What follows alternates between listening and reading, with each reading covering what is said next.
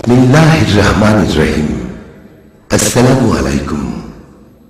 এখন প্রখ্যাত ইসলামী চিন্তাবিদ ও আন্তর্জাতিক খ্যাতিসম্পন্ন মুফাসসিরে কুরআন আল্লামা হাফিজ মাওলানা তোফাজ্জল হোসেন ভৈরব অডিও ক্যাসেট ও ভিসিডি প্রযোজনা পরিবেশনায় Ajmir recording centre, 238 Karnaphuli market, দোতলা, চট্টগ্রাম। Phone 726264, mobile 0189330853।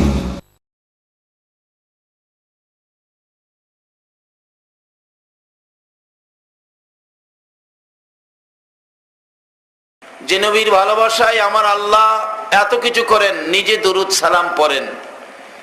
এই নবীর ভালোবাসায় যখন নবীর আশিকান সাহাবায়ে কেরাম যুদ্ধের ময়দানে গিয়ে জীবন দিত, আমার রাসূল বলতেন, আমার এই শহীদদেরকে রক্ত মাখা অবস্থায় দাফন করো, রক্ত মাখা জামাগুলো তোমরা পাল্টাইও না, গোসল করাইও না, এই অবস্থায় দাফন করো। হাসরের দিন আমি দেখাবো আমার উম্মত আমাকে কত ভালোবাসতেন, রক্ত মাখা জামা সহ আল্লাহর আরশের কাছে আমি দাঁড় করাবো।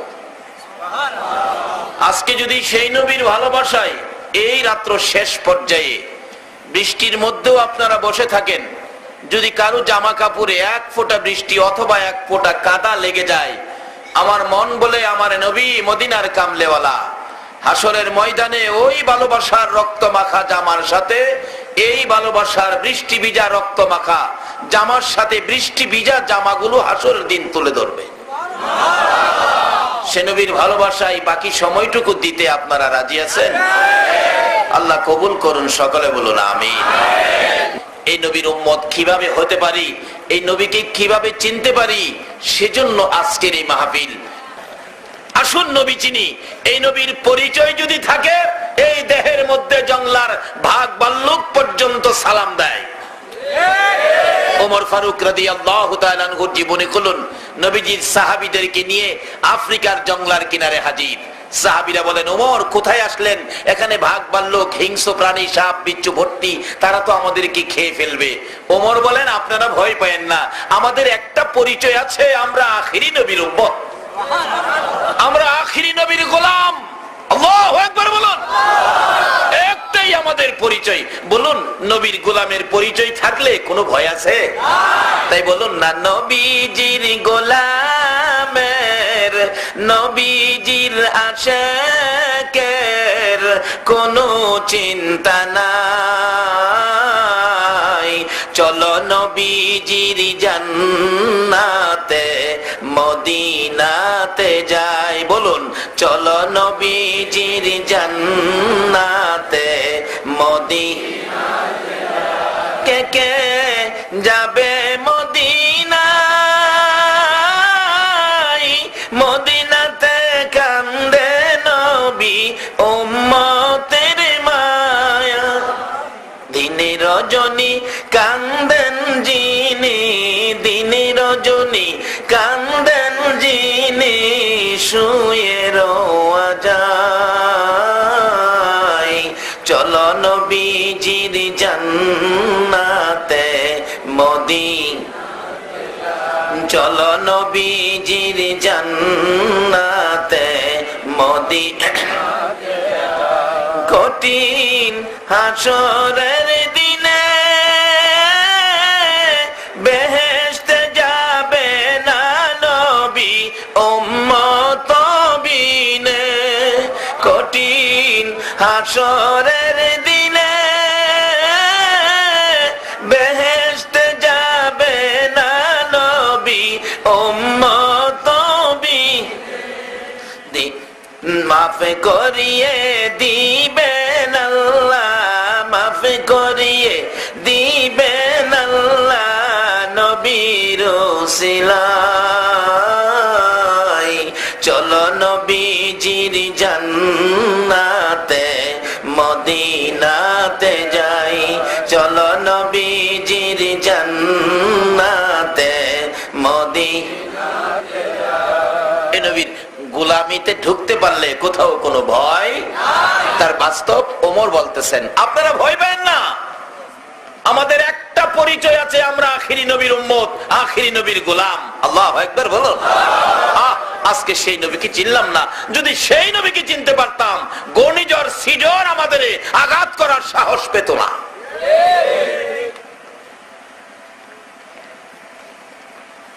যে নবীর উম্মতের আঙ্গুলের ইশারায় পানি চলে। ওমর বলেন আপনারা ভয় পেন না।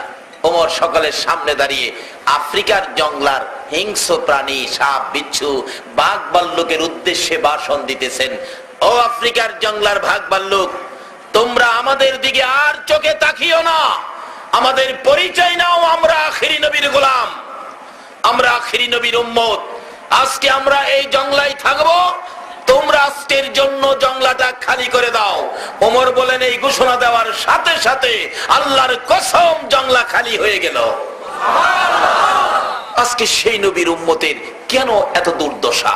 তাই বলতেছিলাম, আসুন সেই নবীকে চিনি, যে নবীর পরিচয় থাকলে জঙ্গলার ভাগ ভাল্লুক পর্যন্ত সালাম দেয়, তাদের ইজ্জত করে। আমরা সেই নবীর উম্মত, কিন্তু আওয়াজটা বড় নবীর উম্মতের সেই আওয়াজ এখনো হলো না। শেষবারের মতো গর্জিয়াস কণ্ঠে সকলে মিলে আবারও বলুন আলহামদুলিল্লাহ, মাশাআল্লাহ। এত রাত্রে যেটুক হইছে যথেষ্ট। হাসরের ময়দানে আল্লাহ বিচারের কোট নিয়ে বসবেন। সিরিয়ালে আখিরি নবীর উম্মত ডাক দিবে, দিগায় নামাজ পড়ছিলি, রোজা রাখছিলি, আল্লাহ আমার গ্যাস্ট্রিক আছে, এরকম কয় না? কয় না? ভালো বেচারা রোজা রাখে না, জিগাইলে হের গ্যাস্ট্রিক আছে। নবীজি কইছে গ্যাস্ট্রিকের চিকিৎসক কবরে বইছে ৯৯টা, চিকিৎসা করব, যাও কবর। ভালো লোক কয় গ্যাস্ট্রিক বলে, ৯৯ জন ডাক্তার কবরে আছে, অর্থাৎ বিষাক্ত ৯৯টা সাপ কবরে আছে। আল্লাহ বলবেন হাসর দিন, বান্দা একই কইলে দুনিয়াতে তো খুব করলে বাটপারি, নামাজও পড়লি না, রোজাও রাখলি না, এখন আমার সামনেও আইসা এই বাটপারি করস, যাও জাহান্নামে যাও। একটা দৌড় দিব জাহান্নামের দিকে। হাসরের দিন ফেরেশতারা বলবে আল্লাহ, হ্যাঁ কি জাহান্নাম কি জিনিস চিনে না, দৌড় মারলো যে, দৌড়ায় এত কাউরে যাইতে দেখি নাই। আল্লাহ বলবেন তারে জিগাও, ডাইকে আনবে, কি ব্যাপার তুমি যে দৌড়ায় যাইতেছো, কই যাইতেছো? আল্লাহ আপনি আমাদের কই যাবেন লেগে কইছেন, আখিরি নবীর উম্মত জাহান্নামে যাবেন লেগে কইছি, তো আমি জাহান্নামে যাইতেছি, তুই দৌড়াইতেছ যে জাহান্নাম কি জিনিস জানোস? দেখি নাই কোনোদিন, শুনছি সাপ বিচ্ছু আছে, আগুন আছে, ফুইরা ছাই করবো, দৌড় মারলে যে আল্লাহ দৌড় মারছি কেন? শুনেন, আমাকে ৭০ বছর হায়াত দিছিলেন দুনিয়ায়, এর মধ্যে আপনার একটা হুকুমও আমি মানি নাই। আজকে আল্লাহ আপনি নিজে আমারে কোটি কোটি মানুষের সামনে নিজে আমারে হুকুমটা করছেন, এইটা যদি আমি না মানি আপনার ইজ্জতটা থাকে না। ফেরেশতারা কইব আল্লাহ হেদি কথার কায়দা জানে? আল্লাহ বলবেন চিনো সাইকে আমার আখিরি নবীর উম্মত। বাবারে আখিরি নবীর উম্মত হইতালে খবর আছে। আল্লাহ বলবেন কি বলছস? আল্লাহ আপনার হুকুমটা মানার জন্য ৭০ বছর দুনিয়াতে একটা হুকুম মানি নাই, আজকে নিজে আমারে হুকুমটা করছেন, এটা না মানলে কেমন দেখা যায় এত মানুষের সামনে? আপনার হুকুম মাইনা জাহান্নামে দৌড় দিছি, জাহান্নাম টাহান্নাম বুঝি না, আপনার হুকুমটা মানলাম। আল্লাহ ডাক দিয়ে বলবো এদিকে আয়, আমার হুকুম মাইনা তুই জাহান্নামে যাইতে পারবি? হ্যাঁ, আপনি হুকুম দিছেন, আমি না যাই কি করবো? আল্লাহ কই এদিকে আয়, হুকুমটা যখন মানছস, এই হুকুমটা মানার কারণে হাসরের ময়দানে আমি আল্লাহ তোকে মাফ করে দিলাম। আর একটারে দুইটা জাহান্নামে লয়ে যাইবো, একটু পরে দেহে রং ভালো না, জাহান্নামের দিকে নিতেছে, ধাক্কা দিয়া দুই ফেরেশতারে ধাক্কা মেরে কইবো আমি এইদিকে যাইতাম না। তা আল্লাহ বলছে তুই যাইবি না? কয় না। আল্লাহ জিগাইবো ধাক্কা ধাক্কি কি সের এদিকে নিয়ে আয়। আল্লাহ আপনি বলে কইছেন আমার জাহান্নামে যাইতাম? কইছি তো। কেন? আর তোমার তো গুনাহ ভর্তি। ওই আখিরি নবীর উম্মত কইবো হাসর দিন, আল্লাহ আমার গুনার খবর জানেন আপনি, আমার জাহান্নামে যাইতে কইলেন, আমিও কিন্তু আপনার একটা খবর জানি। এত কথা কওয়ার সাহস যেই ময়দানে অন্য অন্য নবী রাসূলদের নাই, থাকবে শুধু আখিরি নবীর উম্মতের। এই নবীর পক্ষে থাকা আমাদের দরকার আছে কিনা? আল্লাহ বলবেন আমার কি তুমি জানো? ওই আখিরি নবীর উম্মত গুনাহগার বলবেন আল্লাহ আমার গুনাহ আছে আপনি জানেন, আপনার একটা খবর আমি জানি, সেই খবরটা কি? খবরটা হলো আপনার নামে নাকি রহমান আর রহিম আছে। আল্লাহ বলবেন ও আছে তো। প্রভু গো, আপনার নামে রহমান আর রহিম থাকার পরে কেমনে আমারে কইলেন আমি জাহান্নামে যাইতাম? আল্লাহ বলবেন বান্দা যা, রহমান আর রহিম নামের উসিলায় তোকেও মাফ করে দিলাম। আরে খেলা জানলে মজা আছে কি গো? কত খেলবেন, আসুন না সামনে। তাই বলতেছিলাম, আল্লাহ রাব্বুল আলামিন বলতেছেন ফেরেশতারা তারা কই যাবে? ফেরেশতারা বলতেছেন আল্লাহ তারা তো মাহফিলে যাইতেছে, সবে বরাত তার সাথে ইসালে সওয়াব মাহফিলে যাইতেছেন। আল্লাহ বলেন তারা কেন যাবে? কোরআন হাদিসের আলোচনা শোনার জন্য। আল্লাহ বলেন তোমরা সাক্ষী থাকো, এই মাহফিলের উদ্দেশ্যে কোরআন হাদিসের আলোচনা শুনবে। যারা সামনের পাওটা বাড়াইছে, পিছের পাওটা উঠাইবার আগে আগে আমি আল্লাহ তাদেরকে মাফ করে দিলাম। আচ্ছা, আপনারা কি কেউ মাপ চাইছিলেন? কি আশ্চর্য, অন্য নবী রাসূলের উম্মতের অপরাধ হইলে মাপ চাইতে চাইতে বছরের পর বছর যায়, মাপের খবর নাই। আর আমরা তো মাপ চাইলাম না, শুধু পাও বাড়াইলাম, মাপ পেয়ে গেলাম। প্রশ্ন আসবে হুজুর তার কারণ কি? তার কারণ যদি জানতে হয় যেতে হবে আমার নবীর জীবনী। আমার নবী উম্মতের ব্যথায় এত ব্যথিত ছিলেন, আমার নবী উম্মতের জন্য এত পাগল ছিল গো। 63 বছর জিন্দেগি আমার নবী কোনদিন রাত্র ভরে ঘুমায় না, কোনদিন আমার নবী পেট ভরে খানা খায় না, কোনদিন আমার নবী ভালো বিছানায় পিঠ লাগায় না। মা আয়েশা সিদ্দিকা রাদিয়াল্লাহু তাআলা আনহা বলেন আমি দেখেছি আমার নবী ঘুম থেকে ওঠার পর নবীজির শরীর মোবারকে খেজুর পাতার চাটারে দাগগুলো বেশে থাকে। মা আয়েশা প্রশ্ন করলেন ইয়া রাসূলুল্লাহ, ঘুম বুঝি ভালো হয় নাই? খেজুর পাতার বিছানায় শুয়েছেন, দাগগুলো চেহারা মোবারকে লেগে আছে, পরের দিন বিছানাটা একটু নরম করে দিলে আমার নবীর ঘুম একটু বেশি হয়ে যায়। ঘুম থেকে উঠে আমার নবী গাল বেবে চোখের পানিগুলো জর্জর করে ছেড়ে দিলেন। মা আয়েশা ডাকি ইয়া রাসূলুল্লাহ কাঁদেন কেন? রে আয়েশা, বিছানা নরম করে দিয়েছো, আমি নবীর ঘুম বেশি হয়ে গেছে রে আয়েশা, নিষেধ করে দিলাম এইভাবে বিছানার কোনোদিন নরম করে দিও না। এই নরম বিছানা পাইয়া আমি নবী যদি সারা রাত ঘুমাইয়া কাটাই রে, কোন সময় আমার গুনাহগার উম্মতের নাজাতের কান্না কাঁদবো। মা আয়েশা বলেন শুধু এটাই শেষ নয়, আবার নবী গোসল করে হুজরায় ঢুকলে অনুমতি চাইলাম ইয়া রাসূলুল্লাহ অনুমতি দেন, আপনার চেহারা মোবারকে তোল মালিশ করব। অনুমতি পাইয়া তোল মালিশ করার জন্য কাছে যাইয়া দেখি আমার নবীর চেহারা এত সুন্দর চোখ ফিরানো যায় না, এত সুন্দর চেহারার মাঝে মাঝে কালো কালো দাগ চামড়ার ভিতরে লেগে আছে। প্রশ্ন করে বসলাম ইয়া রাসূলুল্লাহ এত সুন্দর চেহারায় কালো কালো দাগগুলো কিসের আমি জানতে চাই। আমার নবী চোখের পানি ছেড়ে দিলেন, আয়েশা রে এ দাগের খবর জানতে চেও না, এই দাগের কথা জিজ্ঞেস করলে আমার কলিজা মানে না। রে আয়েশা, এই দাগগুলো হলো তায়েবের জমিনের যুবকদের পাথরের আঘাতের দাগ। বিনা অপরাধে বিনা কারণে বিনা দোষে আমাকে মারতে মারতে তায়েবের যুবকেরা একবার নয় দুইবার নয় 3 বার করে বেহুশ করেছে। আমি রক্ত মাখা 2টা হাত বাড়াইয়া বলেছিলাম যুবকেরা রে আর মারিস না, তোরা কি জানোস না আমার মা নাই আমার বাবা নাই। কোন কথাই তারা শুনলো না রে আয়েশা, 3 বার করে বেহুশ করেছে। ওই তায়েবের জমিনের পাথরের আঘাতের দাগগুলো আমার চেহারায়। মা আয়েশা সিদ্দিকা বলেন হুজুর আমি জানি আপনার দোয়া আমার আল্লাহ কবুল করেন, একটু দোয়া করুন দাগগুলো যেন আমার আল্লাহ পরিষ্কার করে দেয়, কারণ দাগ দেখলে আমারও কষ্ট হবে। আমার নবী কান্দে রে আয়েশা, না রে না, দোয়া করি এই দাগ আমি পরিষ্কার করব না।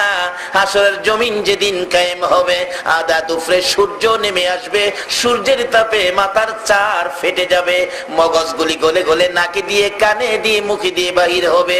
ওই দিন আমার গুনাহগার উম্মতেরা গুনার বোঝা লইয়া বিপদে পড়ে নবী কই লাগবে। ওই চিৎকার গুলি আমার কানে যখন আসবে রে আয়েশা, আমি নবী সহ্য করতে পারবো না। আমি তখন উম্মতের মুক্তির জন্য, নাজাতের জন্য এক একটা দাগের বিনিময় আমার আল্লাহর নিকটে যাইয়া আমার কোটি কোটি গুনাহগার উম্মতের নাজাতের দাবি করব।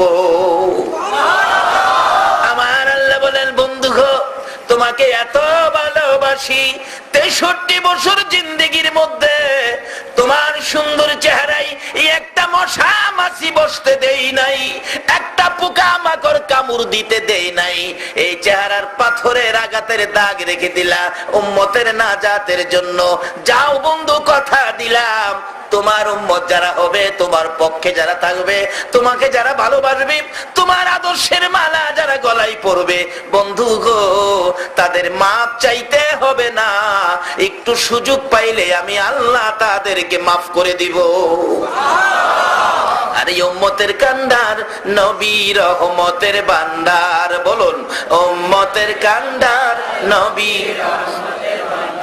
নবী বিনে রোজ হাসরে কে করিবে পার, নবী বিনে রোজ হাসরে কে করিবে পার।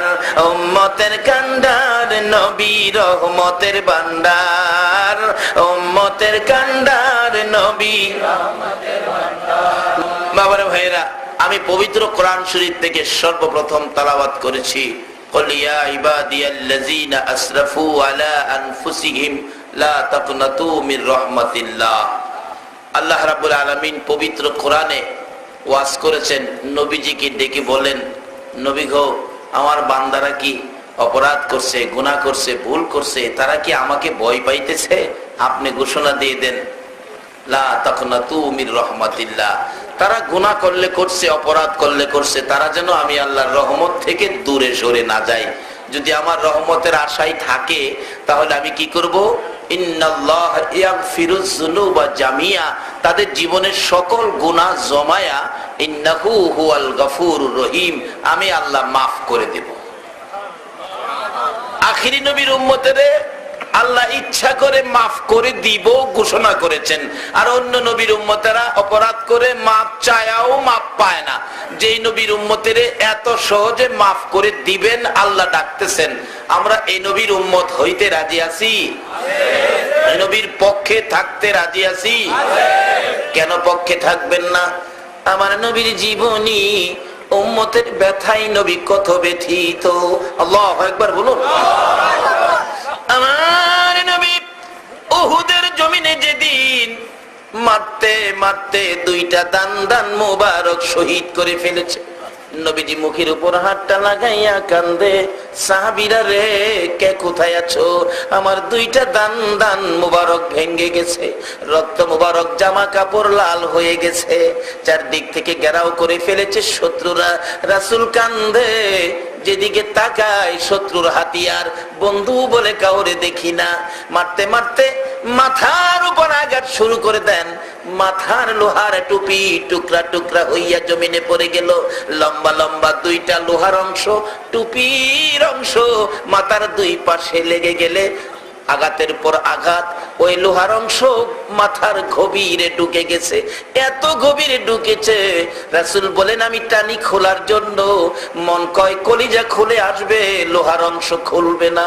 আমার নবী মাথা চক্কর খাইয়া বেহুশ হইয়া উহুদের পাহাড়ের নিচে জমিনের মধ্যে রাসূল পড়ে গেলে, তারপরেও মারতে ছিল দুনিয়ার থেকে বিদায় করে দেওয়ার জন্য। এমনি সময় হযরতে জিবরাইল এইভাবে 2টা হাত বাড়াইয়া আমার নবীকে টান দিয়ে কোলে উঠাইয়া সরাইয়া নিয়ে আসছে, তাদের সামনের থেকে নিয়ে আসছে, তারা দেখে না। টান দিয়ে উহুদ পাহাড়ের মাঝামাঝি নিয়ে গেছে নবীজিকে জিবরাইল, যেখানে দেখা যায় না, নিচ থেকে দেখা যায় না, নিজের চোখে দেখে আসছি, আল্লাহ দেখাইছেন। জিবরাইল নবীজিকে কোলে লইয়া ডাকতেছে, এরে উহুদের পাথর, ও উহুদের পাহাড় দেখ, যেই নবী না হইলে তোরা হতে না, কুল কায়নাত হতো না, আমি জিবরাইল হতাম না। এই নবীকে মারতে মারতে বেহুশ করেছে, দান মুবারক শহীদ করেছে, একটু বিছানার ব্যবস্থা করে দে, আমি আল্লাহর বন্ধুকে শোয়াইয়া রাখি। জিবরাইল বলেন, এই বলে পরিচয় দেওয়ার সঙ্গে সঙ্গে দেখি লম্বা একটা পাথর ফাইটা তুলার মতো নরম বিছানা হইয়া যায়। জিবরাইল ওই বিছানার মধ্যে আমার আপনার নবীকে শোয়াইয়া মাথার পাশে বসে আছে। নবীজির জ্ঞান ফিরতেছে না। অনেকক্ষণ পর নবীজির জ্ঞান ফিরে দুইটা চক্ষু খুললেন। ডান দিক বাম দিক তাকাইলে চোখের পানিগুলো জোর জোর করে ছেড়ে দিলেন। কই রে আমার আদুরের সাহাবীরা? জিবরাইল বলেন, হুজুর আপনাকে উপরে নিয়ে আসছি, আপনার সাহাবীরা পাশে নাই, আমি জিবরাইল পাশে আছি। হুজুর বসে আছি, অপেক্ষায় আছি।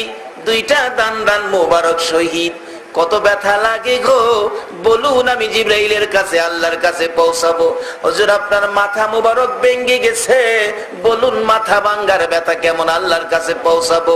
আমার নবী চোখের পানি ছেড়ে দেয়, রে জিবরাইল দাঁত ভাঙ্গা ব্যথা কেমন, মাথা ভাঙ্গা ব্যথা কেমন জিগাইলি? আমার গুনাহগার উম্মতের ব্যথার খবর জিগাইলি না। দাঁত ভাঙ্গা ব্যথা মাথা ভাঙ্গা ব্যথার চাইতে রে আমার গুনাহগার উম্মতের ব্যথা বেশি। যেই নবী নিজের ব্যথা গোপন করে এত ব্যথায় ব্যতীত হওয়ার পরেও উম্মতের ব্যথা প্রকাশ করে, বলুন এই নবীর পক্ষে যাওয়া দরকার আছে কিনা? এই নবীর পক্ষে গেলেই আমার আল্লাহ পাওয়া মাপ পাওয়া সহজ হইয়া যায়। আল্লাহ পাক ঘোষণা দিচ্ছেন, নবী গো আপনি বলে দেন। নবী বললে কারে কইব? নবীর পক্ষে যারা হেরারে কইব না অন্যরারে কইব? পক্ষে যারা তাদের নবী গো আপনি বলে দেন। অথচ অন্য নবী রাসূলের যদি কোনো একটু বেশ কম হয় আল্লাহ নিজেই ধমক মারে। আর কি ভাগ্য আমাদের, আখিরি নবীর উম্মতে অপরাধ করলেও আল্লাহ নিজে ধমক দেয় না, নবীরে কয় আপনি কই দেন। জাকারিয়া আলাইহিস সালাম জীবন বাঁচাইতে চারদিক শত্রু আসতেছে মারার জন্য, গাছের কাছে গিয়ে বলছে, ঘাস আমাকে একটু জাগাতে, জীবনটা বাঁচাই। গাছ মাঝখানে ফাইরা গেছে, ভিতরে ঢুকছে, গাছ বন্ধ হয়ে গেছে। দৌড়ে আসছে গাছের ভিতরে, করাত লাগাইছে, করাত দিয়ে দুই ভাগ করব। জাকারিয়ার মাথার মধ্যে করাতের দাঁত লাগলে হযরত জাকারিয়া আলাইহিস সালাম উহ শব্দ উচ্চারণ করার সাথে সাথে আল্লাহ পাক ধমক দিয়েছেন, এই জাকারিয়া গাছের কাছে চাইছো জীবন বাঁচাইতে, আমারে কইলি না গাছে বাঁচাইতে পারে কিনা দেখ, করাত দিয়া দুই ভাগ করব।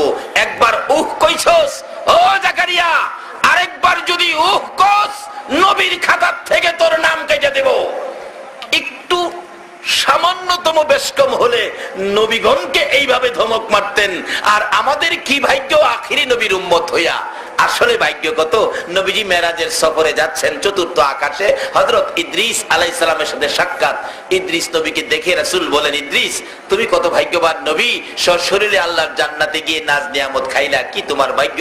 ইদ্রিস আলাইহিস সালাম বলে, হুজুর আমার ভাগ্য বেশি একটা ভালো নয়।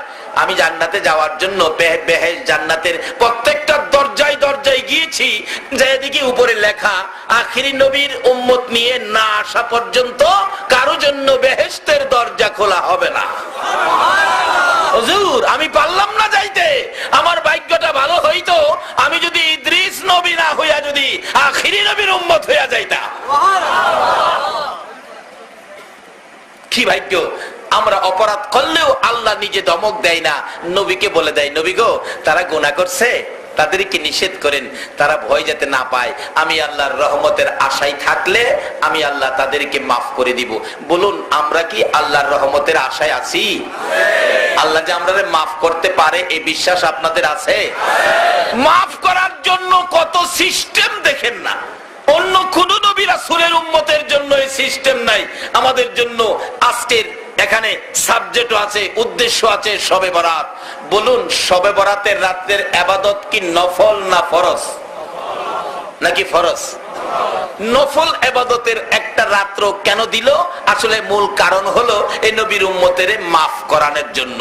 বাবারে জীবনে বহু ভুল ত্রুটি করছেন, কিন্তু ভুল ত্রুটির জন্য আল্লাহ স্পেশাল সুযোগ দিছে শবে বরাতের রাত্র, ভাগ্য রজনী।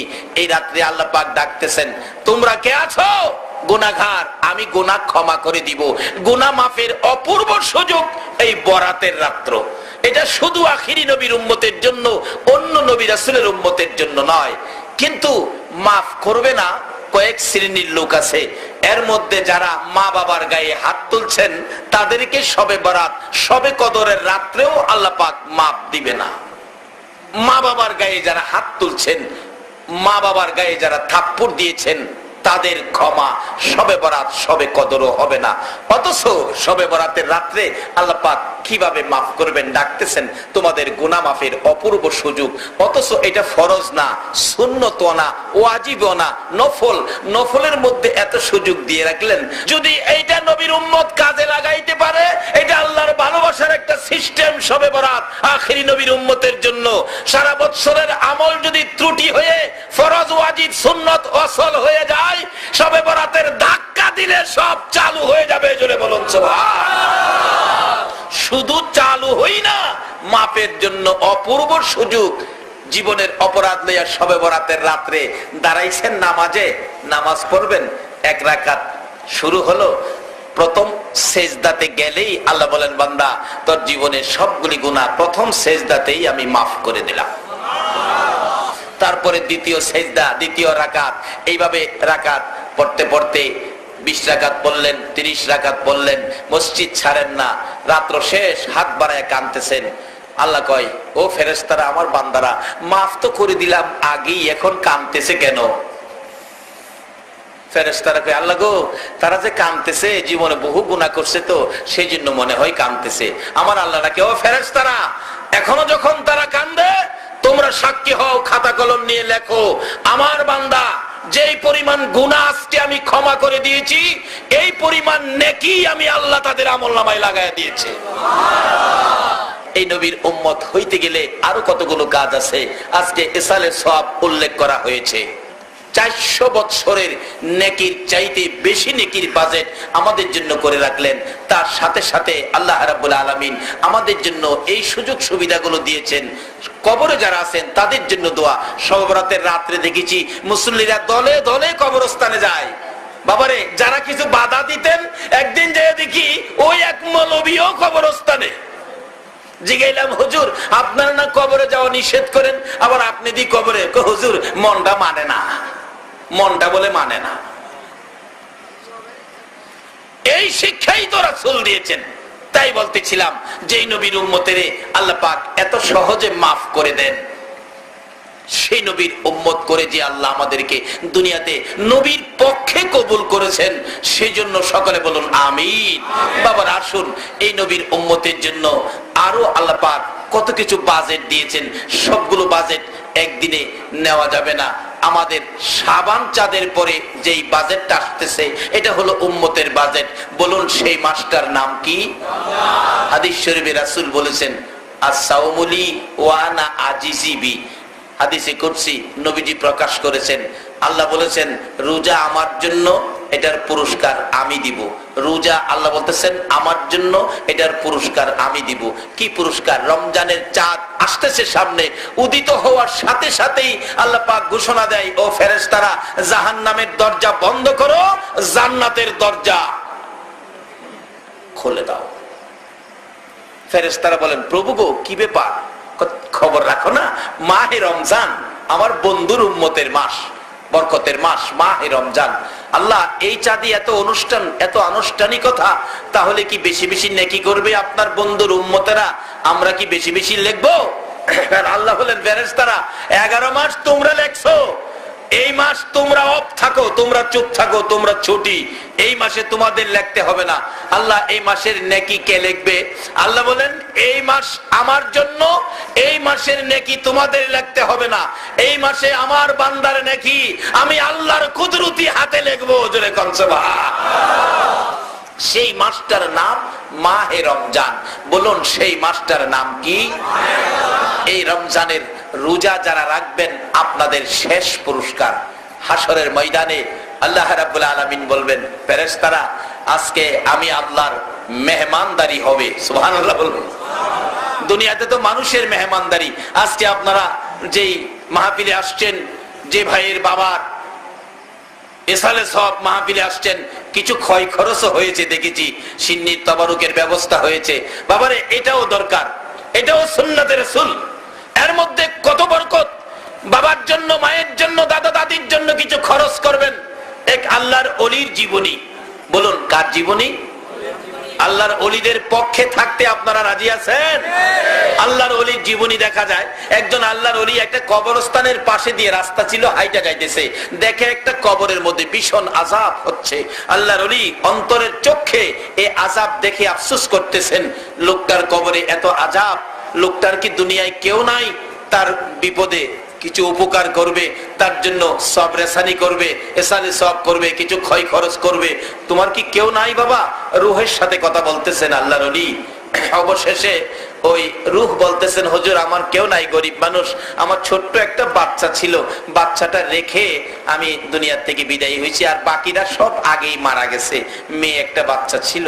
তাই নাকি? কোন বাড়িতে? ঠিকানা বললে ওই বাড়িতে জিজ্ঞেস করেন। এরকম লোক মারা গেছে, তার বাচ্চা মেয়েটা আছে, মেয়েটা কোথায়? হুজুর এটা তো ওই বাড়িতে কাজ করে, গরিবের মেয়ে, পুকুরে গোসল করতে গেছে, যায় দেখে ঠিকই গোসলখানায় গোসল করে। ডাকতেছে, মা তোমার বাবা মারা গেছে? হ বাবা, আমার বাবা তো মারা গেছে। আল্লাহর ওলি ডাকতেছে, তোমার আব্বার কবরে তো ভীষণ আযাব হইতেছে, তুমি কিছু ক্ষয় খরচ করো, সব রেসানি করো, ইসালে সব করো। মেয়েটা বলতেছেন, হুজুর আমি খরচ করব কোত্থেকে? আমার তো 5টা পয়সাও নাই, বাবার জন্য আমি কি করব হুজুর? আমার কিছুই নাই। বাবারে তোর বাবার কবরে তো ভীষণ আযাব হইতেছে। মেয়েটা ডাকে, হুজুর আপনি আল্লাহর ওলি মনে হয়, এদিকে আসেন, পুকুরের কিনারে আসেন। আসছে, হুজুর আপনি একটু দাঁড়ান, আপনি আল্লাহর ওলি, আপনার পায়ে ধুলিবালি দেখা যায়, আমি পুকুরের পানি খরচ করে আপনার পায়ের ধুলি সরাইয়া দেই, আপনি দোয়া কইরেন আল্লাহ যেন আমার বাবার কবরের আযাব সরাইয়া দেয়। আল্লাহর ওলি পুকুরের পানির কাছে দাঁড়াইলে ওই আওলাদ বাচ্চা মেয়েটা বাবার কবরের আযাব সরানোর জন্য এসালে সব। ও বাবারা ভাইরা, কেন করবেন না?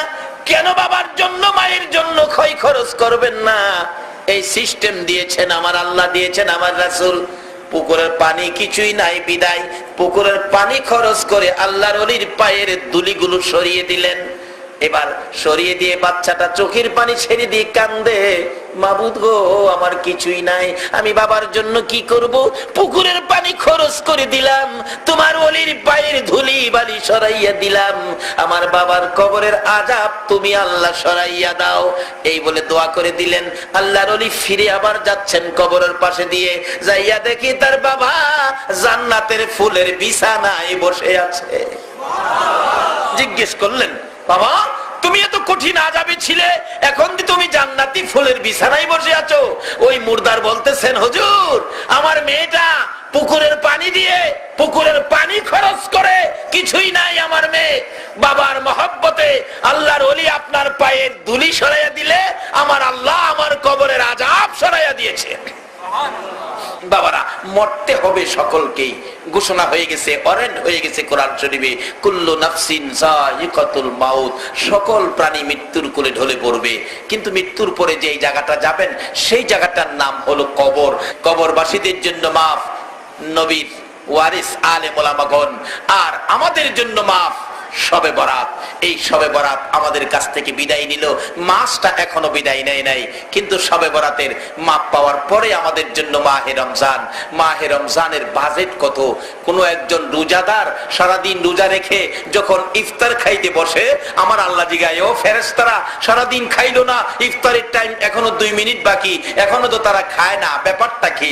আল্লাহ কয়, ব্যাপার কি? ফেরেশতারা কয়, প্রভু গো তারা অনুসরণ ধর্মঘট করেছে। অনুসরণ ধর্মঘট দেখছেন না আমাদের বাংলাদেশে অনুসরণ ধর্মঘট করে? এই কোন দল বা কোন শিক্ষক বা কোন কর্মচারীরা সরকারের কাছে দাবি জানাইলে, দাবি না মানলে দেখবেন প্রেস ক্লাবের সামনে পত্রিকা বিছাইয়া অনুসরণ ধর্মঘট করে, করে না? শুইয়া তাহে দাবি না মানলে খাইতাম না, খাইতাম না দাবি না মানলে। আসলে কিছু খায়, দেখছি ফাঁকে ফাঁকে ডাহে, ও বাদামওয়ালা, বাদাম বাদাম এদিকে আয়। দেখছেন, মুখে কইছে খাইতাম না দাবি না মানলে, আবার বাদাম খায়। এই জন্য কইলাম হেরার দাবি আর মানে না, মাঝে মাঝে ভানি খায়। কয়েক ঘন্টা থাকলেই নেতা নেত্রীরা আইসা কয়, আচ্ছা পানি খান, অনুসরণ ভাঙ্গাইলাম, আপনাদের দাবি দেওয়া সম্পর্কে চিন্তা করা হবে। এই পর্যন্তই শেষ, কি এর চিন্তা? কিন্তু রমজানের রোজাদার যখন সারাদিন রোজা রেখে ইফতার সামনে অনুসরণ ধর্মঘট করেছেন, সারাদিন কিচ্ছু খাই নাই, নাকি রোজা রেখে খাইছেন? খাইছেন রোজা রেখে? বাবারে রোজা রাখুন, এই রোজা যে উম্মতের জন্য কত সুন্দর বাজেট। তাই বলতেছিলাম, এই ইফতার নিয়ে বসছেন, 2 মিনিট বাকি, খান না। ফেরেশতারা জিজ্ঞাসা, আল্লাহ এখন হারা খায় না, ব্যাপার কি? আল্লাহ কই জিজ্ঞাস না। ফেরেশতারা কই, আল্লাহ তারা অনুসরণ ধর্মঘট করেছে, দুনিয়ার অনুসরণ ধর্মঘট, ভন্ডাভন্ডি, বাদাম খায়, পানি খায়। রমজানের রোজাদার এমন এক অনুসরণ করেছে, পানিও খায় না ইফতারির টাইম না হওয়া পর্যন্ত। আল্লাহ বলেন, ফেরেশতারা এই অনুসরণকারীদের উদ্দেশ্যে আমি ঘোষণা দিচ্ছি, তারা আযানের আগ পর্যন্ত, সূর্যাস্তের আগ পর্যন্ত কিছুই খাবে না। তোমরা সাক্ষী থাকো, আমি কথা দিলাম, যেই দাবিতে তারা রোজা রাখছে, আমি আল্লাহ এই দাবি পুরা করে নিলাম এবং পানির আগে, মুখে দেওয়ার আগে আগে আমি তাদের জীবনের গুনাহগুলো মাফ করে দিলাম। আল্লাহ বলেন, রোজাদারের জন্য 2টা পুরস্কার। একটা হলো ইফতারির সময় আমি আল্লাহর রহমত, আমি আল্লাহর সন্তুষ্টি। আরেকটা হলো জান্নাতের মধ্যে রোজাদারের সাথে আমি আল্লাহর সাক্ষাৎ। জোরে জোরে কান সুবহানাল্লাহ। হাশরের দিন যেদিন কায়েম হবে, ও রোজাদারেরা একটা রোজাও ছাড়বেন না। রোজাদারের সাথে আল্লাহর দিদার সাক্ষাৎ, কত সুন্দর ব্যবস্থা দেখেন। হাশরের দিন আল্লাহ পাক প্রথমত ঘোষণা দিবেন, ও ফেরেশতারা আমার আরশের নিচে ডেকোরেশন দিয়ে সাজাও, লাইটিং ফাইটিং ঠাইটিং শাইটিং সব লাগাও। ফেরেশতারা বলবেন, ব্যাপার কি? আল্লাহ বলবেন, আমার কিছু মেহমান আছে, আমার মেহমানদারি করা হবে। আল্লাহর মেহমান হবেন কে? হাশরের ময়দানে ফেরেশতারা প্রশ্ন করলে আল্লাহ বলবেন, যারা সারাদিন না খায়া রমজানের রোজা রাখছিল, খায় নাই আমি আল্লাহকে ভয় করে, তারা আজকে আমি আল্লাহর মেহমান। দুনিয়াতে তারা না খায়া রোজা রাখছে, আজকে আমি আল্লাহ তাদেরকে খাওয়াবো। আল্লাহ বলবেন, ফেরেশতারা সমস্ত হাশরের মাঠ তোমরা ঘুরতে থাকো, যেখানে মাটির থেকে মেশকে আম্বরের গন্ধ বাহির হবে, মনে করবে এখানে আমার রোজাদার ঘুমিয়ে আছে। আল্লাহর মেহমান বলে ডাক দিলেই তারা উঠবে। ফেরেশতারা ডাকতে থাকবে, আল্লাহর মেহমান উঠেন, উঠাইয়া ডাক্কান শুরু করবেন। আরে আমরা কই নিবেন, আমরা ভয় পাইতেছি হাশরের বিচার। আরে বিচার টিচার পরে চলেন। শোনো হে নবীজির উম্মত, রোজা রাখো রমজানের, পবিত্রতা রক্ষা করো, দরজা খোলা জান্নাতের। পবিত্রতা রক্ষা করো, দরজা খোলা। যাই না, ওদিকে লম্বা হয়ে যাইতেছে। ডাক্কাইতে থাকে বিআই হাটহাজারি বাজারে, জয় বিআই 5 বছর পরে পাইছি। আয়ান মানুষে কই খিয়েছে কোনা কিচ্ছু হয়েছে না, আমার বিআই ডাক্কায় নিয়ে 4 দোকানে ডুয়াইছে। বাজার করবেন পরে, আগে শাখা। হাশরের ময়দানে ফেরেশতারা রোজাদারকে ধরে টাইনা নিবে। আপনারা বলবেন, ব্যাপার কি? কোনো ব্যাপার নাই, আল্লাহর বালাখানায় খাওনের ব্যবস্থা, বসে যান টেবিলে, ডেকোরেশন সাজানো হইছে, যা বইব। ব্যাপারটা কি? ফেরেশতারা বলবেন, ব্যাপার স্যাপার না, দুনিয়াতে খান নাই, অন খাইবেন। সব রোজাদার বসায়া আল্লাহ বলবেন, তোমরা খাওয়া শুরু করো, আমি বিচারের কোর্টে। সুবহানাল্লাহ। 50,000 বছর বিচারের কোর্ট চলছে। বিচারের কোর্টে আল্লাহ আর আপনারা খাইতে থাকবেন। মাঝে মাঝে আমার নবী আপনাদের সামনে হাজির। আল্লাহু আকবার বলো। খানার টেবিলে আপনারা খাবেন, রোজাদার। দুনিয়ার হোটেলে গিয়ে খাইতেন কিছু না, গেলাম বেহেশতে। রোজাদার খানার টেবিলে খাবেন, আর একটু পরে পরে বলবেন, নবী গো বিচার জানি আমাদের কি হয়। খাওয়া তো ভালো লাগে, খাইতে মন চায়, আরো খাইতাম, কিন্তু মাঝে মাঝে কলিজা চিপা মারে। বিচার জানি আমাদের কি হয়। আমার নবী বলবেন, উম্মতেরা রে, খা খা, পেট ভরে খা। আমি নবী কথা দিলাম রে, আমি নবী হাশরের ময়দানে থাকতে আমার একটা উম্মত জাহান্নামে নিতে দিব না। এই দরুদি নবীর পক্ষে থাকতে আপনারা রাজি আছেন কিনা? আমার আল্লাহ বন্ধুর ব্যথা দেখে বারবার আমার আল্লাহ বলতেন, বন্ধু গো এত ব্যথাই তুমি ব্যতীত কেন? আমি আল্লাহ কথা দিলাম, হাশরের ময়দানে তোমার একটা উম্মত জাহান্নামে নিতে দেব না। যতক্ষণ পর্যন্ত তুমি নবী খুশি না হইবা, ততক্ষণ পর্যন্ত আমি আল্লাহ জান্নাতের দরজা বন্ধ করব না। আমার নবী তখন চোখের পানিগুলো জর্জর করে ছেড়ে দিলেন, প্রভু গো আমাকে খুশি করার জন্য জান্নাতের দরজা খুলে রাখবেন। হ্যাঁ বন্ধু কথা দিলাম, আমাকে যদি খুশি করার জন্য এত কিছু করতে পারেন, আমি একটা দাবি করি, এই দাবিটা আপনি পুরা করেন। কি দাবি বন্ধু? প্রভু, হাসরের ময়দানে আমার উম্মতের গুনার খাতাগুলো আমি নবীর হাতে দিলে আমি খুশি হইব। আমার আল্লাহ বলেন, বন্ধু তোমার হাতে কেন দেওয়ার জন্য বলছো? প্রভু গো, আমার উম্মতের গুনার খবর যদি অন্য নবী রাসূল এবং তাদের উম্মতেরা জানে, তাহলে তারা বলবে শ্রেষ্ঠ নবীর উম্মতেরাও গুনাহ করেছে, আখিরি নবীর উম্মতেরাও গুনাহগার হয়েছে, তাহলে আমি নবী লজ্জা পাবো। আমি আল্লাহ কথা দিলাম, তোমার উম্মতের খবর অন্য নবী রাসূল জানবে দূরের কথা, তোমারেও জানতে দিব না। আমি আল্লাহ গোপনে গোপনে মাফ করে দিব। আমার আল্লাহ এত মায়া, এত দয়া যেই নবীর উম্মতের করে, এই নবীর কথাগুলো মানা আমাদের দরকার আছে কিনা?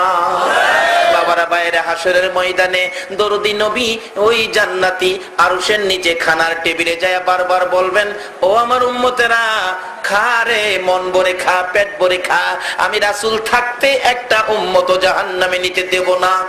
এমনি সময় 50,000 বছর পার হয়ে যাবে, আমার আল্লাহ বিচারের কোর্ট শেষ করে আপনাদের ডেকোরেশনের ভিতরে ডুববে। আল্লাহু আকবার বলুন। নবীর পক্ষে আসেন, খাইবেন কত? দেখেন না দুনিয়াতেই নবীর পক্ষের কত লাভ। নবীর পক্ষে থাকার কারণে আপনাদের চট্টগ্রামের জনাব কাসেম নুরি সাহেব কেবলা সারা বাংলাদেশ খায় না।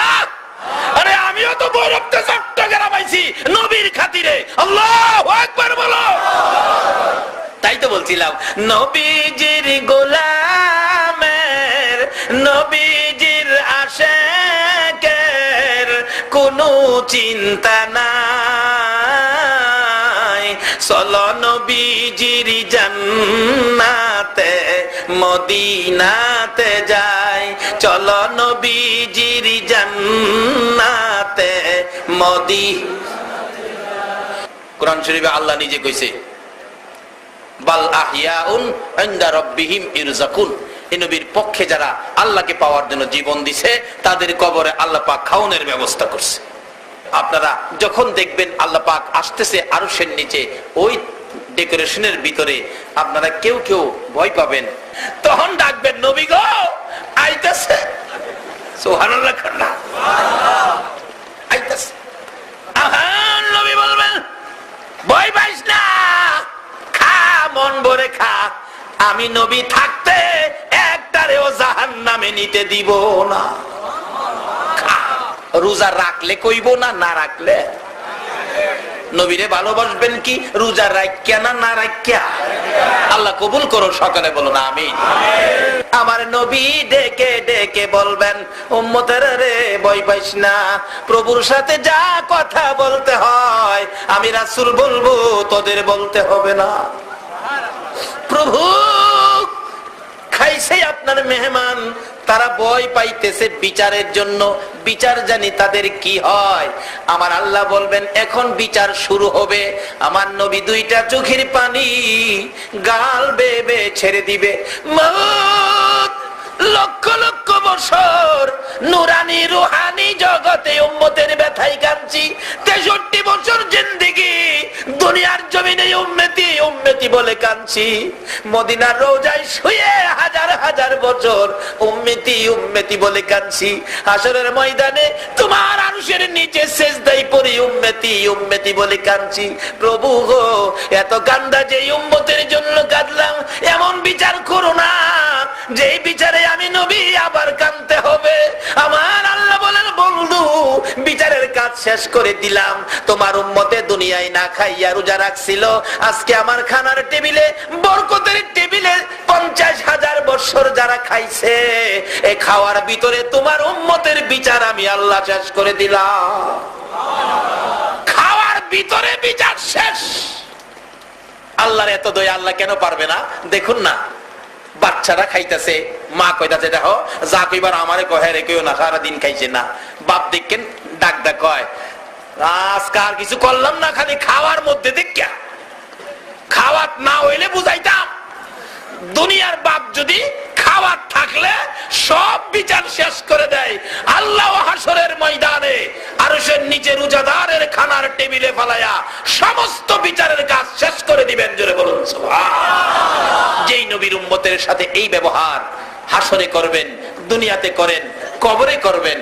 খবরে গাউসে পাক আব্দুল কাদের জিলানী রাহমাতুল্লাহ আলাইহির খবরের অবস্থা কি হয়েছিল। খবরে গাউসে পাকের খবরে মুলকিন নকির গিয়া দুইজনে জিগাই আপনার রব কে? গাউসে পাক কিছু কয় না। আবার জিগাইছে রব কে? কিছু কয় না। আবার জিগাইছে রব কে? ধমক মারছে, দৌড়ারে থাপাদা দৌড়ছে। দইরা কই রব কে? রব কি করস? তোরার সালাম কালাম কই? দুনিয়ার দরা সহজ, কবরের দরা বড় কঠিন। দুইটাই কাঁপতাছে থরথর করে। ধরা পড়ছেন না তো কবর, বুঝতেন কি ধরা যায়। আমরা যে নবীর উম্মত, এই নবীর উম্মতের মধ্যে সালাম কালাম থাকতে হবে। রাসূল বলছেন যে আগে সালাম দিবে সে আমার উত্তম উম্মত হবে। আপনারা কি নবীর আদরের উত্তম উম্মত হইতে রাজি আছেন? কি কাজটা করে হইবেন বলুন বাবা, বলুন কি কাজটা করে হবে? তো সহজ কাজ, কালকার থেকে শুরু করেন সালাম। সালাম নাই, একটু শিক্ষিত হইলেই, বড় হাফ প্যান্ট পিনলেই, খাড়িয়া প্রস্রাব করার সুযোগ হইলেই হ্যাঁ ভদ্রলোক হয়ে গেছে। কোর্টে কাচারিতে, অফিস আদালতে, ব্যবসা বাণিজ্যে গুড মর্নিং, গুড নাইট, এটা বলে ভদ্রতা। ও মুসলমান, ও আশিকে রাসূল, তোমার লজ্জা থাকা উচিত। গুড মর্নিং, গুড নাইট মুসলমানদের মুখ থেকে বাহির হইতে পারে না। যারা গুড মর্নিং গুড নাইট শিক্ষা দিয়েছে তারা আজকে ইরাকের জমিনে এসে আবু গারিব কারাগারে আমাদের মা বোনদের ইজ্জত মারতেছে। আমরা মুসলমান কোনদিন মুখ থেকে গুড মর্নিং গুড নাইট বাহির করতে পারি না। ওই নবীর আদর্শ, যেই নবী 63 বছর জিন্দেগি উম্মতি উম্মতি বলে কাঁদছে, এখনো সোনার মদিনায় কান্দে, হাসরে কান্দে, একটা উম্মত জাহান্নামে থাকা পর্যন্ত কাঁদবে। সেই নবীর আদর্শ সালাম সমাজে বাস্তবায়ন করতে রাজি আছেন? আল্লাহ কবুল করুন, সকলে বলুন আমিন। বাবারা ভাইয়েরা, কালকার থেকে সালাম শুরু করে দিবেন। সালাম একজন আরেকজনকে দিবেন। এটা নবীর আদর্শ। উত্তম উম্মত হবেন সালাম দিয়ে। এই নবীর উত্তম একজন উম্মত হতে পারলে লাভ কত। উত্তম উম্মত হয়েছেন আবু বকর সিদ্দিক রাদিয়াল্লাহু তাআলা। যেদিন আবু বকর দুনিয়ার থেকে বিদায় হবেন, আবু বকর বলেছিলেন, ও সঙ্গীরা, আমি মারা গেলে তোমরা আমাকে গোসল দিয়ে কাফন পরে জানাজা শেষে নবীজি রওজার পাশে নিয়ে রাখা নবীজিকে ডাক দিয়ে জিগাইও আমার দাফনটা কই হবে।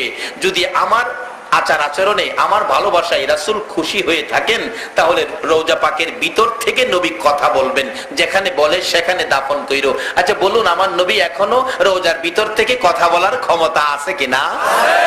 আপনারা কে কে এখানে বসে আছেন রাত্র শেষ পর্যন্ত আমার নবী দেখে কিনা? আল্লাহু আকবার বলো। আমার নবী সব দেখতেছে। রওজা পাকের ভিতরে আর এখন শুয়া নাই, নবী বসে আছে। আল্লাহ বলতেছেন, আমার বন্ধুর রওজার পর্দা উঠিয়ে দাও। আমার বন্ধু মন ভরে দেখো বাংলার পাগলগুলোকে। কে সে আপনারা? নবীর মায়ের নজরে বসে আছেন। কে সেই আপনারা? কোন মায়ের সন্তান? নিশ্চয়ই আপনারা যেদিন মায়ের পেটে ছিলেন, আপনার মা আপনি পেটে থাকাকালীন নবীর উপর দুরূদ শরীফ পড়ছিল। ওই তাসির যাদের গায়ে আছে তারাই রাত্র 3টা পর্যন্ত বসে থাকে। বাবারা ভাইয়েরা, আসুন সে নবীর পক্ষে।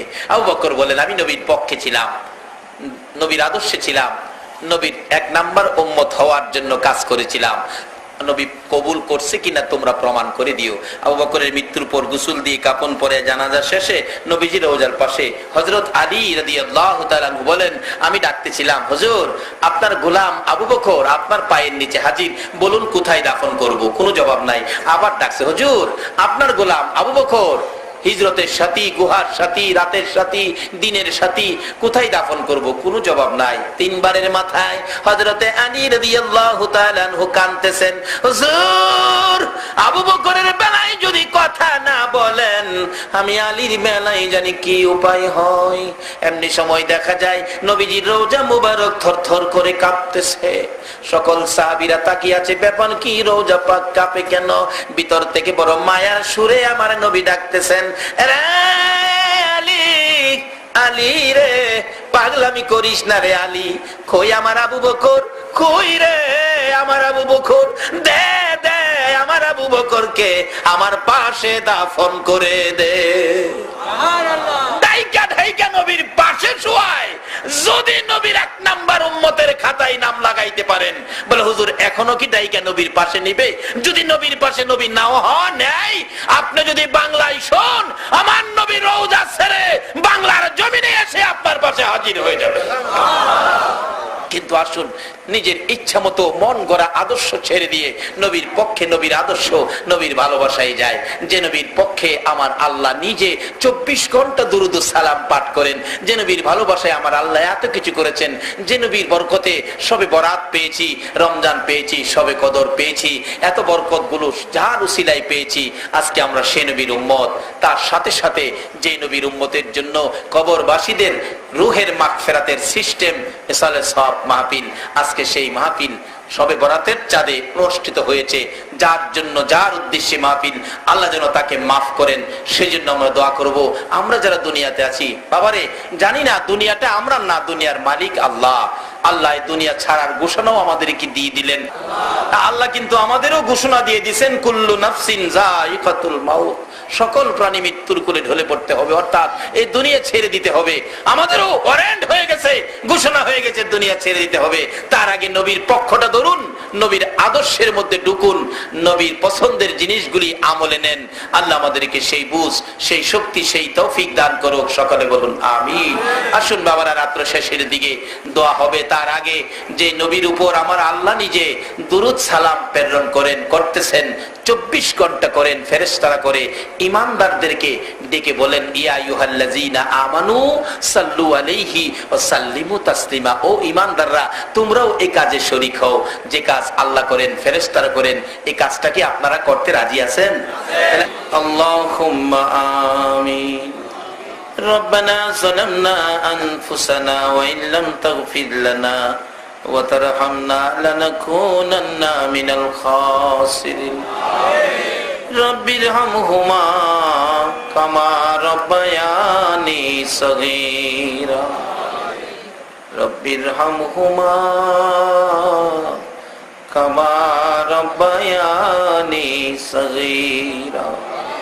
রব্বুল আলামিন, পবিত্র শাবান চাঁদে জান্নাতের বাগানে বসে জান্নাতি মেহমান লইয়া হাত বাড়াইছি। মাবুদ, সন্ধ্যার থেকে নিয়ে রাত্র 3টা পার হয়ে গেছে গো আল্লাহ।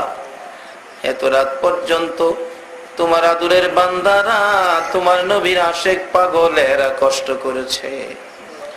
2টো হাত তোমার দরবারে বাড়াইছে, একবারে খালি হাত বাড়াই নাই।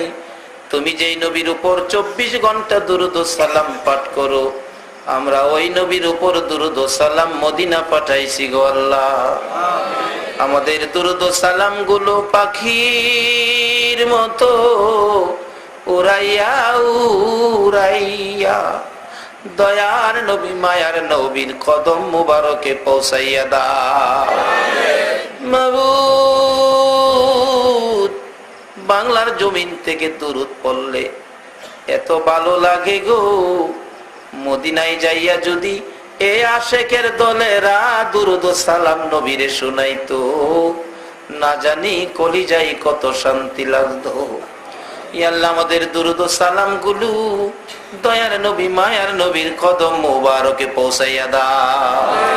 ইয়া আল্লাহ, দুরুদ ও সালাম উসিলা করে, শাবান চাঁদ উসিলা করে, আজকে রাত্র 3টা পার হয়ে গেছে, আমরা যারা হাত বাড়াইছি গো আল্লাহ। মাবুদ, জানি দুনিয়ায় থাকবো না, তারপরেও শয়তানের দুকাই পড়ে, দুনিয়ার মায়ায় পড়ে কত গুনাহ করে ফেলেছি গো আল্লাহ। সকল গুনাহগুলো লইয়া গভীর রাত্রে 2টো করে হাত বাড়াইছি। মাউত, সারা পৃথিবীর মানুষগুলো দরজা বন্ধ করে ঘুমিয়ে গেছে, কোর্ট কাছারি বন্ধ হয়ে গেছে, দোকানপাট মার্কেট গুলো বন্ধ হয়ে গেছে। তুমি আল্লাহর রহমতের দুয়ার তো বন্ধ করো নাই গো আল্লাহ। আমরা যারা হাত বাড়াইছি, কার জীবনে কত গুনাহ হিসাব জিগাইও না। আজকের জন্য কে নামাজি কে বেনামাজি কে মেয়ে কে পুরুষ কাউরে কিছু কইও না।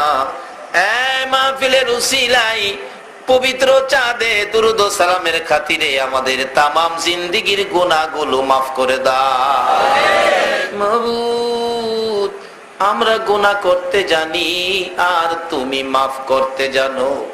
আমরা যে মাফের আশায় হাত বাড়াইলাম, তুমি মাফ করছো নি গো আল্লাহ। একটা ডাক দেন, আল্লাহ ইয়া আল্লাহ ইয়া আল্লাহ। মাবুদ, তোমার বান্দারা গুনাহ মাফের জন্য তোমারে আল্লাহ আল্লাহ কইয়া ডাকছে রে। দুনিয়ায় দেখি সন্তানের অপরাধ করলে মা বাবা ধমক দেয়, বাড়িতে জায়গা দিবি না।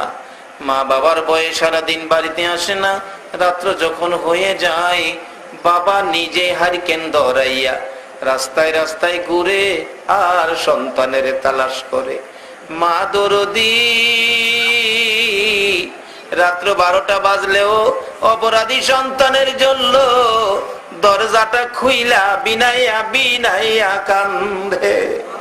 মায়ের মতো দরদি, বাবার মতো দরদি যদি অপরাধী সন্তানের জন্য এত পাগল হইতে পারে গো, তুমি আল্লাহর 99 ভাগ মায়া কই রাখছো গো আল্লাহ।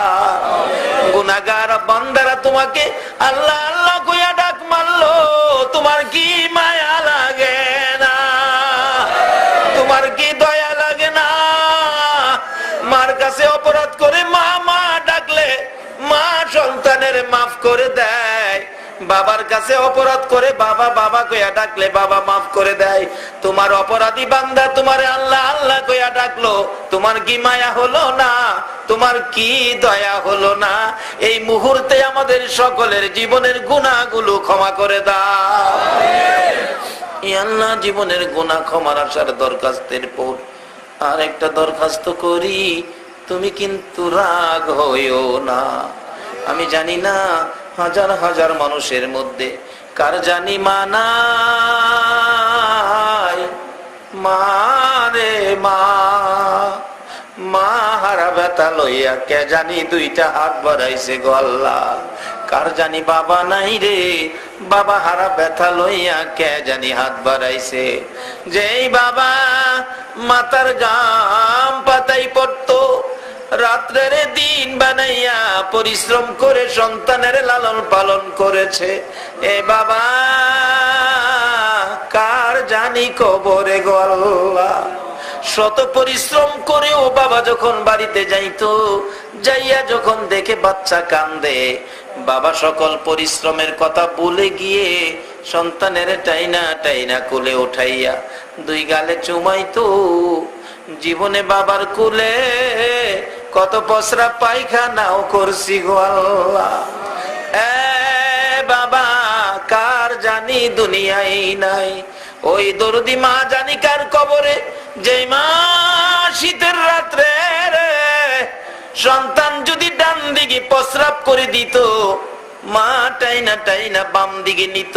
বাম দিকে প্রস্রাব করে দিলে মা প্রস্রাবের ভিজা জায়গায় শুইয়া সন্তানের শুকনা জায়গায় রাখতো।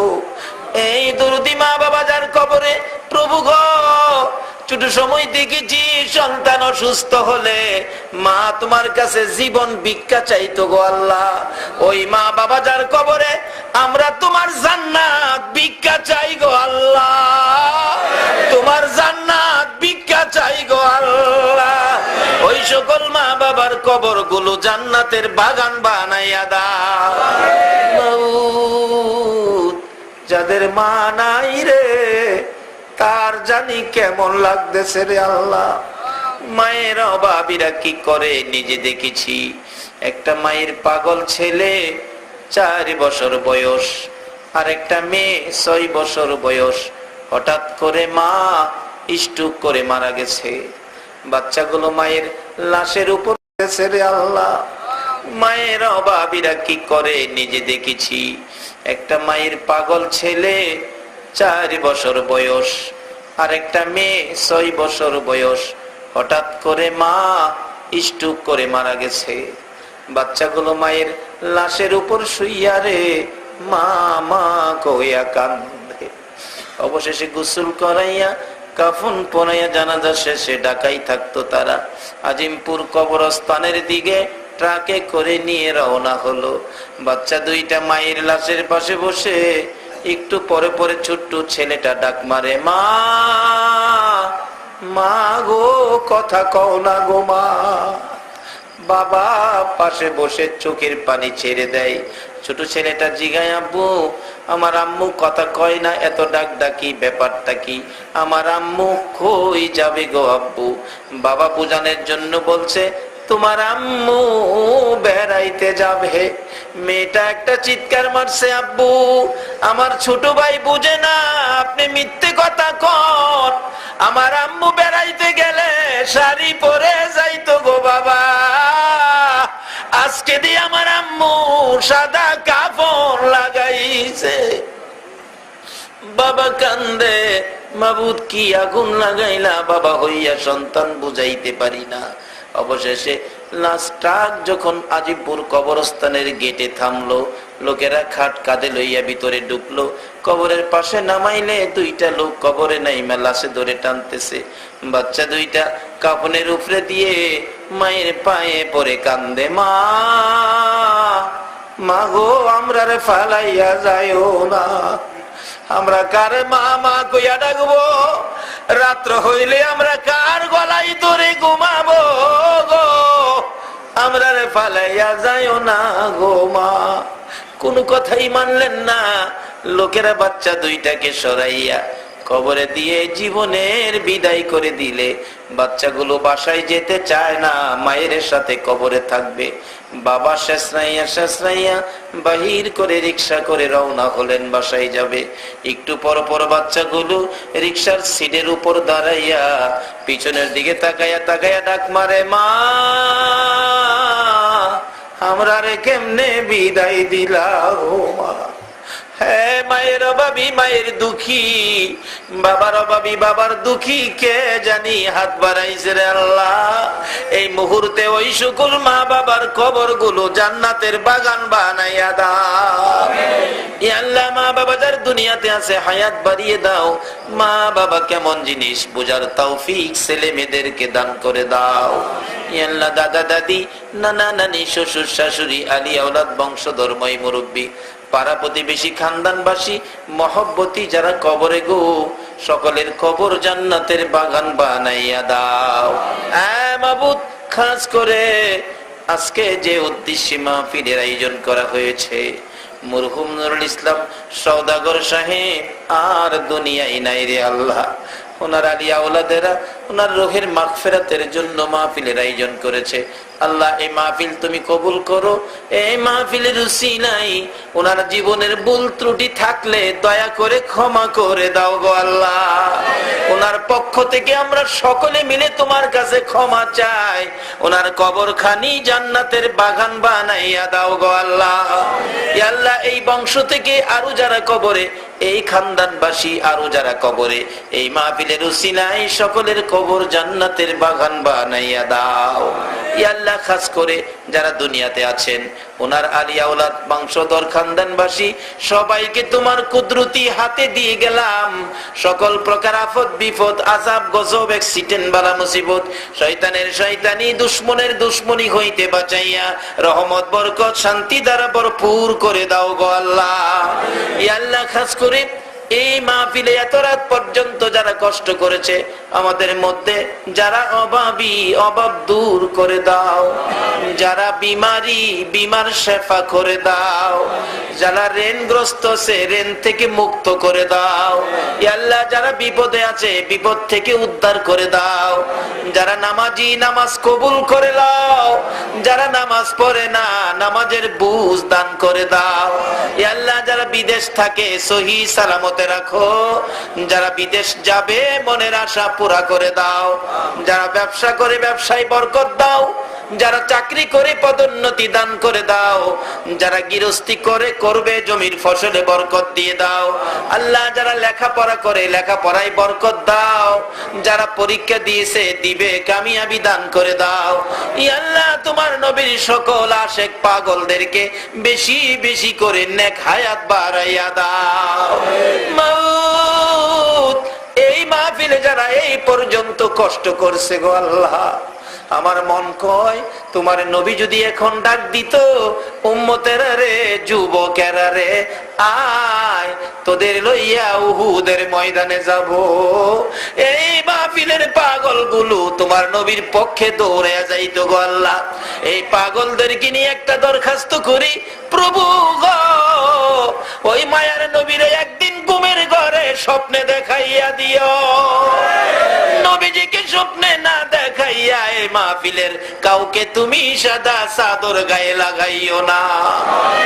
আল্লাহ, এই পবিত্র চাঁদ, রবিউল আউয়াল চাঁদ, মুহররমের চাঁদ, আল্লাহ জিলহজের চাঁদ, রমজানের চাঁদ, শাবানের চাঁদ, মাহমুদ গো রজব চাঁদ সহ এই সকল বরকতময় চাঁদের বরকতের ভাগী আমরা রে করে দাও গো আল্লাহ। খাস করে আজকের এই শাবান চাঁদের পুরাপুরি শবে বরাতের বরকত আমাদেরকে নসিব করে দাও গো আল্লাহ। আমাদের সুস্থ করে নেক হায়াত বাড়িয়ে দাও। রমজানের রোজাগুলো সঠিকভাবে রাখার তৌফিক দাও। রমজানের বরকত শবে কদর সহ আমাদের আমল নামাই লাগাইয়া দিও গো আল্লাহ। আল্লাহ, মাহফিল শেষে যারা যেখানে যাবে সহি সালামতে পৌঁছাইয়া দিও গো আল্লাহ। আল্লাহ, চট্টগ্রামের সকল সুন্নিয়াতের আলেম ওলামাদের হায়াত বাড়াইয়া দাও গো আল্লাহ।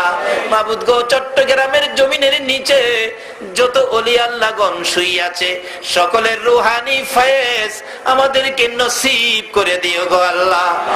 আল্লাহ, আল্লামা গাজী শেরে বাংলার রুহানি ফয়েজ আমাদেরকে নসিব করে দাও গো আল্লাহ। আল্লাহ, তোমার ওলি আল্লাহগণের পথে চলার তৌফিক দাও। নবীর ভালোবাসার পথে আমাদেরকে কবুল করে নাও। যতগুলো দরখাস্ত করলাম এই পবিত্র শাবান চাঁদের উসিলায়, এসালে সব মাহফিলের উসিলায়, মাবুদ দুরুদ ও সালামের উসিলায় সবগুলো তুমি কবুল আর মঞ্জুর করো গো আল্লাহ। ওয়া সাল্লাল্লাহু তাআলা আলা খায়রি খালকিহি মুহাম্মাদিন ওয়া আলা আলিহি ওয়া আসহাবিহি আজমাইন বিহাক্কি লা ইলাহা ইল্লাল্লাহ।